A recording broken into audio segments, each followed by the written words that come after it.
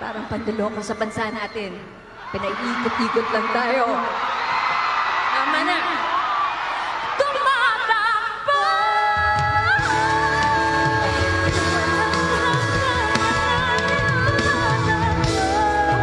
Masaya po akong makasama kayo ngayong gabi.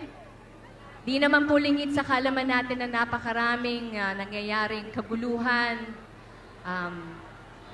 kasinungalingan, panloloko ang ginagawa sa ating bansa.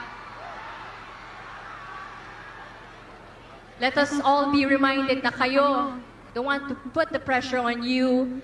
Ang ating mga kabataan, kayo ang pag-asa ng ating bansa, ng ating bayan. One day, kayo ang magbabago ng bulok na sistema ng bansang ito. Huwag kayong mawalan ng pag-asa, huwag tayong mawalan ng pag-asa, kumapit tayo sa hope at magtiwala. Patuloy na magtiwala na balang araw, mababago din ang bulok na sistema na yan. At uunlad din ang ating mahal na bansang Pilipinas.